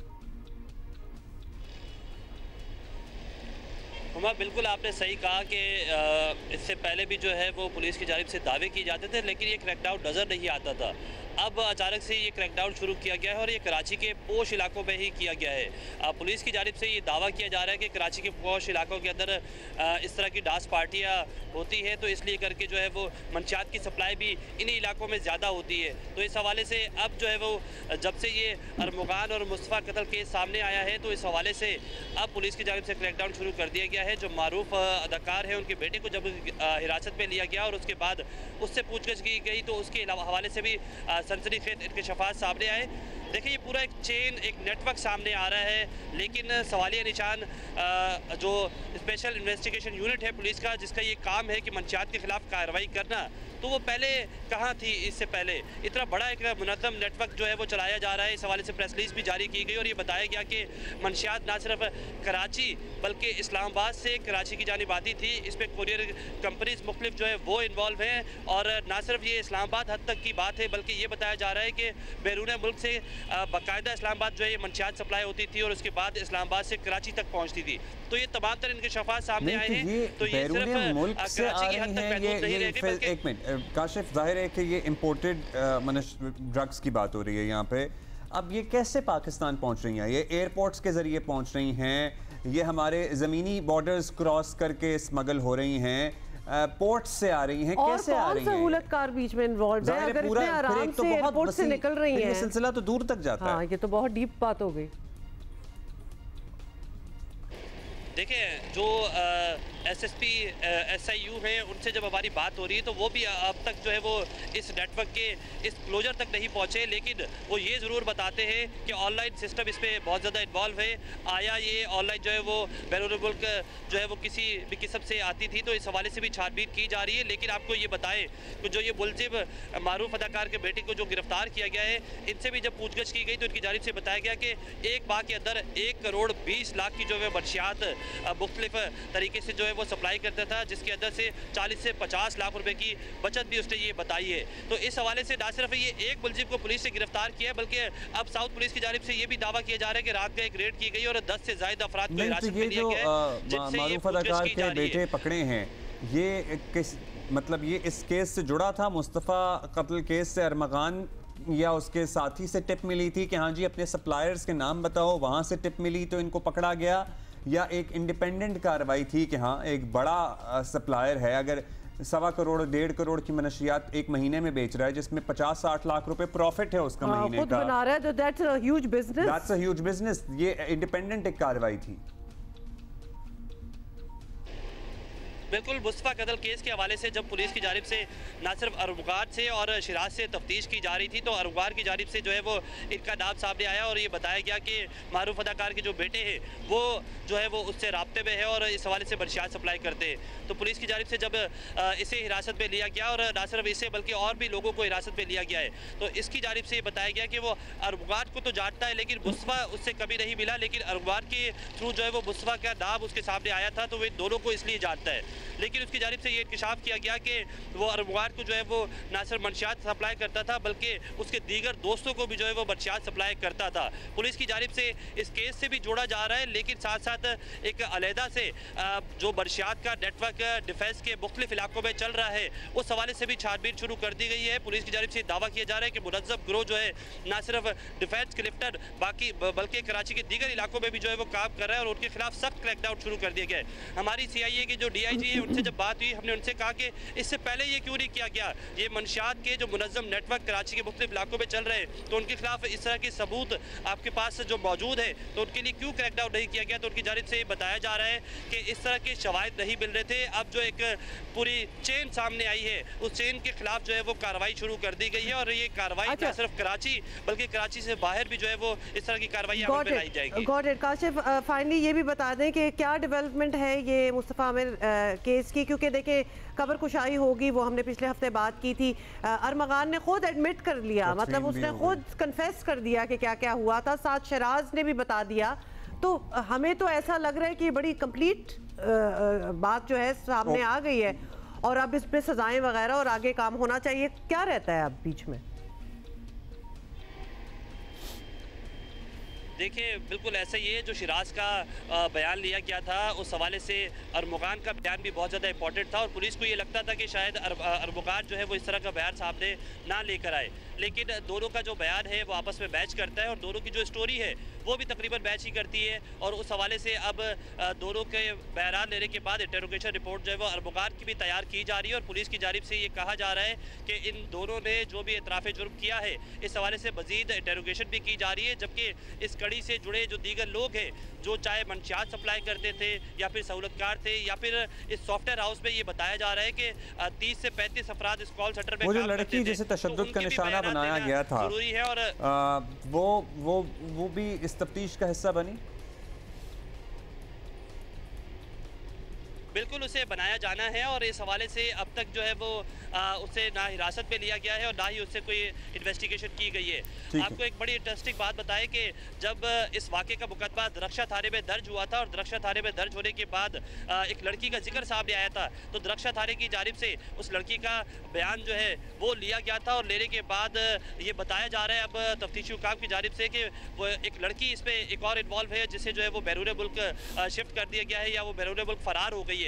तो पुलिस की जानिब से उसका बयान लेने के लिए भी जो है वो किया जा रहा है कि उसका बयान भी बहुत ज़्यादा इंपॉर्टेंट है, जबकि जिस लड़की को इस घर के अंदर जख्मी किया गया था इस लड़की का बयान भी जो है वो बहुत ज़्यादा इंपॉर्टेंट है। और ये एक रोज़ कबल ही जो है वो जिस रोज़ मुस्तफ़ा को तशद्दुद का निशाना बनाया गया था इससे कबल एक रोज़ कबल जो है शिराज ने बताया कि इस घर के अंदर एक लड़की को तशद्दुद का निशाना बनाया गया, उसके बाद उसे ये कहा गया कि तुम उबर में चली जाओ और बताना, उसके बाद यहाँ से तुम इलाज कराओ चली जाओ। तो बहुत शुक्रिया आपका काशिफ। बिल्कुल बिल्कुल, thank you Kashif for being here. So these are the developments. हर कोई जो इन्वॉल्व है उसको पकड़ना चाहिए एंड ऑब्वियसली तफ्तीश मजीद होनी चाहिए, बट इट्स लाइक लिटरली अगर देखा जाए तो एक बड़ा केस तो प्रॉपर क्लोज हो ही जाना चाहिए, मजबूत केस है। ब्रेक के बाद हाजिर होते हैं। ओके।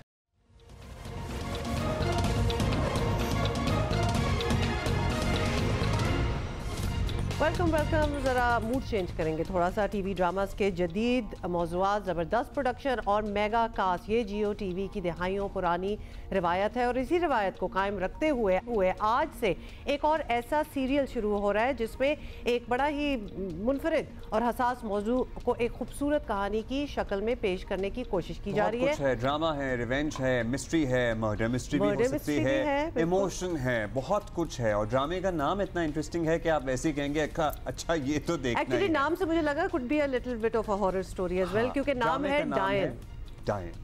हिदायतकार हैं इसके सिराजुल हक, तहरीर है ये फातिमा फैजान की और अंबर अजहर की। कास्ट में हैं हमारे सुपरस्टार्स एहसन खान, महविश हयात, हिरा मानी, नईर एजाज साहब और इट्स यू नो एक सुपर डुपर कास्ट भी है। एंड नॉट जस्ट दैट, आज से ड्रामा स्टार्ट होगा so you can watch it today. और एहसन खान हमारे साथ है, so we are going to be talking to Ehsan. क्या हाल है आपका एहसन? अस्सलाम वालेकुम। I am good. कैसे आप लोग? एहसन, आपके ड्रामे की हम बात करेंगे, लेकिन आपने कल का मैच देखा? Have you recovered from it? I've recovered because why I've recovered, I feel कि हार जीत चलती रहती है, वो खुद को एक तसल्ली भी आप देते हैं और वो कहते हैं हमेशा फॉर द वर्स्ट के लिए तैयार भी रहें। तो अगर आप पहले से एक्सपेक्टेशन अपनी ज़्यादा बढ़ा लें तो आप हमेशा वो बैकफायर। तो मैंने पहले जब शुरू ही किया मैच तो I was just taking it as a match, not that कि I mean we are gonna win. So इसलिए वो मेरे लिए रिकवरी थोड़ी आसान। But as a match भी कोई खास नहीं था, क्योंकि मैच पड़ा ही नहीं है, वन साइडेड मैच पड़ा ही नहीं, काफी एक इजी विन था उनके लिए। But having said that I feel के वो सभी अपने अपने कामों में मेहनत करने की कोशिश करते हैं, लेकिन मुझे ऐसा लगता है कि हमारी टीम अगर बहुत ज़्यादा मेहनत करना शुरू करे और ज़्यादा पुश कर अपने आप को तो we can achieve a lot like we used to. मशवरा है कि टीम प्लीज आप मेहनत करें, ज़्यादा मेहनत कर रहे हैं। ये अच्छा मशवरा है, ज़्यादा मशवरा बिकॉज़ हमारी कंसिस्टेंट है ये परफॉर्मेंस, क्योंकि यार चले जा रहे हैं। एक वो कहते हैं ना लक के साथ किस्मत तो बड़ी काउंट करती है, लेकिन मेहनत कब कहीं रायगा भी नहीं जाती। ये भी मैंने और सुना है कि सही लोगों पे मेहनत करें। हाँ, तो सही लोगों पे असल बात हमारी। आपने इस ड्रामे में बहुत मेहनत की है। ओह यस, वाकई हम सब ने, सिर्फ मैंने नहीं, मैं पूरी टीम के बारे में ज़रूर बताना चाहूँगा। अब्दुल्ला कादवानी भाई से लेके असद कुरैशी भाई से लेके सिराजुल हक से लेके पूरी कास्ट, हमारे कैमरामैन से लेके जितने भी लोग, पूरा एक जो टीम का मेंबर है, पिछले 6 माह से हमने ये जो प्ले की रिकॉर्डिंग कर रहे हैं and it was their mega project, it is their special project. तो उस पर एक्सट्रीम मेहनत की गई है, एक एक शॉट को, एक एक सीन को लेके सजाया गया, एक एक वो जो हमने लफ्ज़ बोलने थे, जो डायलॉग बोलना था, कास्ट में बहुत देर लगी सी कास्टिंग परफेक्ट करते हुए। So now you can see people are already waiting for trailers जो चल रहे हैं उनसे पता चल रहा है that it is different, it is a big project. लेकिन कास्टिंग की जो आपने बात किया, आप और महविश में बहुत ही ज़बरदस्त जोड़ी है and you have worked together in the past as well and you are really liked by the viewers. तो काफ़ी अरसे बाद दोनों साथ आ रहे हैं। समहाउ टीवी महविश ने किया ही नहीं और I think she is working on TV after 8 or 9 years. So what मैंने जो उनके साथ काम किया उसमें मेरे कातिल मेरे दिलदार एक बहुत सुपर हिट सीरियल था, फिर कभी कभी एक बहुत बड़ा सीरियल था, फिर मिरातुल अरूस जो जियो पे ही चला था वो भी बहुत बड़ा सीरियल था। उसके अलावा हमारी स्टेज परफॉर्मेंसेज हमेशा साथ रही हैं अवार्ड्स में, सुपर हिट होती रही। हाँ, सो वो we and she is a friend also, और वो उनके साथ काम करके हमेशा हमें कभी, क्योंकि सिराज भी दोस्त है, महविश भी दोस्त है, और सेट पे इतना ब्रिलियंट एनवायरनमेंट था कि चाहे वो प्रोड्यूसर्स हो हमारे, दे वेरी फ्रेंडली, अब्दुल्ला भाई एंड असद भाई। So I really thoroughly enjoyed this project, I am still enjoying it. अभी रहता है, कंप्लीट कर रहे हैं। जाहिर है महविश हयात ने भी कम बैक किया on TV after a very long time, तो कुछ ऐसा होगा स्क्रिप्ट में बिल्कुल जिसकी वजह से उन्होंने सोचा कि मुझे यही करना चाहिए। व्हाट इज दिस अबाउट, क्या है कहानी? आई वुड से इट्स फिक्शनल स्टोरी, उसके साथ साथ इसमें इमोशन भी है, इसमें रोमांस भी है, मर्डर, मिस्ट्री, थ्रिलर, सस्पेंस और हॉरर भी है, क्योंकि डाइन नाम से हॉरर लग रहा है। सुपरनैचुरल भी कुछ है, it's not supernatural at all, horror बिल्कुल नहीं है। अब बस वो ये कि जिस तरह से एक रिवेंज ड्रामा होता है, तो जब कोई रिवेंज ले रहा होता है तो दूसरे लोगों के लिए, कुछ लोगों के लिए वो लड़की जो है वो डायन बन जाती कि भाई ये कहाँ से रिवेंज लेने आ गई है। सो उस रेफरेंस इसका नाम है एंड आई फील कि महविश के कमबैक के लिए इससे अच्छा प्ले शायद कोई और ना होता। और जो जवार शाह का कैरेक्टर है वो भी आपका नाम जो है वो इसमें जवार शाह। हाँ, जवार शाह तो वो तो भारी भरकम है, भारी भरकम है। और वो आप अगर शॉट्स देख रहे हैं साथ साथ तो भारी भरकम असलहा भी है उसके पास, असलहा भी वो दिखाया जा रहा है कि एक a man who is like एक ऐसे सेटअप में है, फ्यूडल सेटअप है, लेकिन असूल परस्त आदमी है, और फिर उसको जो है वो कुछ हालात ऐसे होते हैं जहाँ पे वो चीज़ें टर्न इन होती हैं। और तो आपका नेगेटिव कैरेक्टर नहीं है? बिल्कुल नेगेटिव नहीं है। अच्छा, लगता है लोगों को कहीं पे हुई थी ना, तो उससे फिर नहीं, गन लोग कभी-कभी अच्छाई के लिए भी उठा सकते हैं ना। किसी चश्मा आपने थ्रू आउट पहना हुआ है? मोस्टली पहना है, just to look a little different. It does suit you. I just want to look a little different. नहीं, बड़ा सूट भी कर रहा है आप। थोड़े कैरेक्टर्स में हमेशा वेरिएशन की मेरी कोशिश भी होती है, क्योंकि ये बड़ा ज़रूरी है, क्योंकि बहुत सारे हमारे ऐसे एक्टर्स हैं जो कि हर ड्रामे में एक ही जैसे कैरेक्टर्स भी करते हैं और लगते भी एक जैसे हैं। बहुत कम ऐसे एक्टर्स हैं, और उनमें एहसन खान भी एक हैं, जो अपने हर कैरेक्टर के लिए मेहनत करते हैं कि हम जरा दोबारा देख रहे हैं डिफरेंट लगे भी, चाहे वो वार्डरोब की मेहनत हो, चाहे बालों का स्टाइल हो, या दाढ़ी मूछें हो, कुछ भी आपने चेंज करना होता है। You know, you really work hard on it. Thank you, Abdullah. For you also, माशाल्लाह, you have done so many projects और बहुत ही ज़्यादातर तो सक्सेसफुली रहे हैं। आप के लिए भी ये जो ड्रामा है ये डिफरेंट था, मतलब आपके पुराने कैरेक्टर से मुख्तलिफ है? मैं आपको ऑनेस्टली स्पीकिंग आपको सच अगर बताऊं, बनाए why I sign this project, obviously script majorly उसमें बहुत एक अच्छा कैरेक्टर था, जो जिस तरह मेन रोल्स होते हैं, और actors look for good not just lengthy roles but deeper roles also. तो इसमें लेंथ भी है और डीप भी काफ़ी है कैरेक्टर वाइज। बट उसके अलावा जब मुझे पूरी जो हमारी टीम है उसका ये पता चला कि सिराजुल हक इसको डायरेक्ट कर रहे हैं। सिराज के साथ इससे पहले सकून चला था मेरा और सना जावेद का, उसका भी अच्छा फीडबैक था, और सिराज के साथ ही मेरा शायद 8वां या 7वां प्रोजेक्ट होगा। So I like him, he is a wonderful director, he is a great friend. तो वो माहौल अच्छा होता है। फिर मैविश का जब मुझे पता चला तो मैंने कहा यार ये तो मैविश भी दोस्त है, हिरा है वो बहुत अच्छी दोस्त है, फिर सुहेल समीर और शामिल खान और ज़ीक्यू और अफशी, ये चारों, इनके साथ बहुत सीन्स हैं। तो ये ब्रिलियंट लोग हैं, दोस्त हैं मेरे सुहेल और शामिल। फिर नैयर एजाज और Nida Mumtaz, I love them as actors. तो रायमा एक है हमारी बड़ा main character.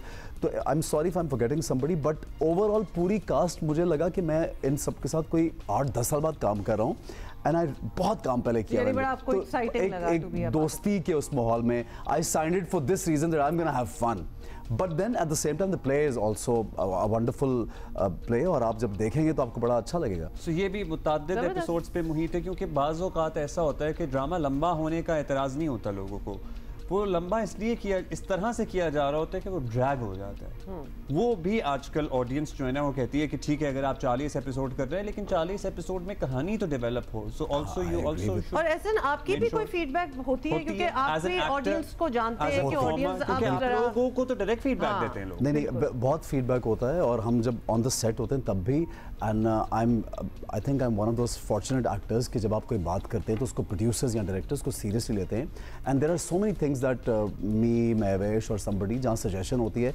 Plus I feel that अगर आप अब्दुल्ला कादवानी साहब से और असद कुरैशी साहब से कभी मिलें तो वो डायरेक्ट बैठ के आपसे बात करते हैं, और आपको अगर कुछ भी कहना है, कुछ बात करनी, अपना पॉइंट अगर आपको पेश करना तो वो ज़रूर मानते हैं आप उनको। Then Siraj is very open to your suggestions, अगर वो ट्रस्ट करते हो आप as an actor, as a person, as a, और आपकी तो पुरानी एसोसिएशन है। प्लस आप जब थोड़े सीनियर हो जाते हैं इस फील्ड में तो लोगों को मालूम है कि अच्छा काम कि आप अगर सजेशन कर रहे हैं तो उसकी कोई वैल्यू होगी। बिल्कुल है। और जहाँ तक आपने बोला कि ड्रैग होता है, तो मुझे लगता है कि ये प्ले, इसमें हर एपिसोड में एक इवेंट अनफोल्ड हो रहा है। इट इज सो इंटरेस्टिंग कि you'll watch it and you'll get hooked। चलिए आप इंटरेस्ट की बात कर ही रहे हैं तो हम सोच रहे हैं कि हम प्रोमो दिखाएं इसका, जी हाँ, with the sound, with the audio बनता है। सो हम फुल स्क्रीन पे इसका प्रोमो देखते हैं और फिर इसमें से कुछ चीजें होंगी इंटरेस्टिंग लगेंगी, उसके बारे में सवाल करेंगे। ऐसे बहुत लंबा अरसा होता है पीछे, तेरा वो हाल करूंगा कि सड़क पे भीख मांगने के काबिल नहीं रहेगा तू। मैं कभी किसी के साथ नाइंसाफी नहीं करता, ना जुल्म बर्दाश्त करता हूँ। मुझे मजबूर मत करो। मुझे हर औरत से आपकी मोहब्बत के बंटवारे का खौफ है। पूरी दुनिया को मालूम है कि मैं इश्क करता हूँ तुमसे। कहीं सुना था कि एक औरत का गुरूर, उसका मान एक मर्द की मोहब्बत होती है। दोबारा इसको मेरे सामने मत लाना। तो आज से आप ड्रामा देख सकते हैं on Jio entertainment by the name of डायन, और इसके अंदर है एहसन खान, महविश हयात, हेरा मानी। प्रोमो में हमने बहुत से लोग देखे और उस्मान पीरज़ादा भी थे मेरा ख्याल है। उस्मान पीरज़ादा अब मैं यही कहने लगा, उस्मान साहब का नाम मिस कर दिया। वो मेरा तो मुझे याद है पहली एपिसोड में उनके साथ सीन है मेरा उस्मान साहब के साथ। हमने आपको याद दिलाया। हाँ, ब्रिलियंट कास्ट। आप अगर सिराज के कोई भी प्ले उठाएंगे तो आप देखते हैं कि he does not compromise. And the best part about Siraj, I want to say this on air, मैंने बहुत से डायरेक्टर्स को ये भी करते हुए देखा है कि जो बड़े इंपॉर्टेंट कैरेक्टर्स होते हैं ना, जो राइटर ने लिखे होते हैं, उनको थोड़ा तवज्जो ज़्यादा और उन्हीं पे, क्योंकि वो लोग उन्हीं को ज़्यादा देख रहे थे। जो बैकग्राउंड में कोई ऐसा कैरेक्टर या किसी छोटे वाले पे शायद तवज्जो किसी डायरेक्टर कम हो, बट सिराज जितना अपने हीरो और हीरोइन को सजाता है उतना ही एक छोटे से छोटा कैरेक्टर वाले को भी सजाता है। So what I am why the difference that you see on the screen, that he does not compromise on anything, even if there's a shot of this mug or a candle stand, वो उस पे भी बहुत गौर से वो करके करेगा। तो that's why I really like him as a director। अच्छा ऐसे आजकल जो हम ड्रामे देख रहे हैं, नाम नहीं हम लेंगे बहुत से चैनल्स पे, the best ones are ones जिनमें कोई सोशल मैसेज जरूर हो but said given in a good way। Social messaging is very important these days, और हमारे माशाल्लाह इश्यूज इतने हैं कि उन पे अब बात होनी भी चाहिए। Should we expect something like that from Dayan? Well, there are certain messages, but I would again clearly tell everybody that this is a fictional story and it's entertainment, and entertainment. It has romance, it has drama, thriller, mystery, but at the same time some messages also, because जब एक किसी के साथ जुल्म होता है और किस तरह से वो मुकाफाते अमल दिखाते हैं कि वो लोग जिन्होंने इतना जुल्म किसी के साथ किया हो और फिर उन्हीं के साथ रिवर्सल कम्स बैक, तो वो एक बड़ा अच्छा मैसेज भी है। But again I would say कि it's a fictional story which is very entertaining, you guys would really enjoy. हर तरह का आपने इतना माशाल्लाह इतने अरसे से आप काम कर रहे हैं और वैसे के वैसे ही हैं अब तक। हाँ, ये भी एक बड़ी कमाल की बात है। Certainly. Thank you for saying that. कैसे डिसाइड करते हैं कि Huma has this sheepish smile on her face के यार ऐसे हुमा खुद भी तो वैसे ही है। Huma you we know each other since those years, so exactly, तो हमें तो पता है ना कि हाउ वी आर। बड़ी मेहनत करनी पड़ती है आप लोगों को बता दें टू लुक दिस वे, और आप लोगों को more so because you wake up so early in the morning as well. अच्छा, किरदार चूज करते हुए जैसे ये किरदार था, चैलेंजिंग होता है कि यार अब सब तो कर लिया, अब क्या इसमें अगर कैरेक्टर कमोबेश वैसे ही होते हैं या नहीं होता? वैसे आप कैरेक्टर एक्टर भी कुछ अलग बना सकता है। कैरेक्टर आपके पास कमोबेश उसी सांचे के आते हैं, कहानियाँ भी, बट एक अदाकार का काम ही ये है कि सिर्फ लाइंस और डायलॉग्स नहीं बोलना, उसका काम ये है कि हर चीज़ को अपने नए रंग में वो लेके आए ताकि लोग उसको देख के एंजॉय कर सकें कि यार ये पहले हमने नहीं देखा। तो as an actor you have to work hard. आपकी अपनी कंट्रीब्यूशन कितनी जरूरी है? A lot. Even in the getup and the look. Of course, आप everything. करते हैं कि if you want to wear glasses or not glasses, और बाल किस तरह बनाने हैं? उसमें आई थिंक अपना भी कुछ होता है, लेकिन टीम जो आपके डायरेक्टर्स हैं, जो आपके कास्टिंग, जैसे मैरी हमारी मैरी एक वो मेन कास्टिंग हमारी करती हैं, तो वो हमेशा जब पहले फ़ोन पे बात करती है, फिर उनसे जब मीटिंग भी होती है, वो आती हैं सेट पे और वो बताती हैं कि इसको यूँ करना है, इसको यूँ करना, तो उनकी बड़ी हेल्प इनपुट होती है। फिर सिराज की इनपुट, आपके प्रोड्यूसर्स की अच्छा, ऐसे जो आप लोगों का वार्डरोब होती है या जब कपड़े वगैरह, बेशक वो फीमेल आपका कैरेक्टर हो, आप अपना कैरेक्टर आप खुद चूज करते हैं या आप लोगों को बताया जाता है कि क्या? जो I don't know about the other actors, but मेरा ये होता है कि मैं उनसे डिस्कस कर लेता हूँ कि ये होगा, एंड देन कोई डिज़ाइनर आते हैं सेट पे, वो बताते हैं कि हम ये बनाएंगे और इस तरह से बनते हैं मोस्टली। उसमें ये होता है कि जब आपके 300 सीन हैं तो नेचुरली आप 300 कपड़े तो नहीं बनाते, फिर उसमें हम लोग खुद अपना भी कुछ जैकेट्स, कुछ अपने ग्लासेस, अपनी चीज़ें वो बरकरार उसको रखते हुए, बिल्कुल वो बहुत ज़रूरी है। तो it's given to us by the production house mostly, या आपका डिज़ाइनर के साथ एक पूरा पैकेज होता है आपके अपने जो आपकी अपनी अमाउंट होती है उसमें एक पैकेज होता है, so you but want to look good on screen, so they personally also work hard. They personally also do it. Well, Ehsan Khan का आज ड्रामा आ रहा है जियो एंटरटेनमेंट पे by the name of Dayan, and a lot big star cast, so you are definitely going to enjoy it. शाम 8 बजे आज और कल इंशाल्लाह। Best of luck, Ehsan. Thank you so much, Amma. Thank you, Abdullah. Thank you for being with us. Okay जी, कल मिलेंगे इंशाल्लाह और बातें करेंगे। Have a great day. Bye.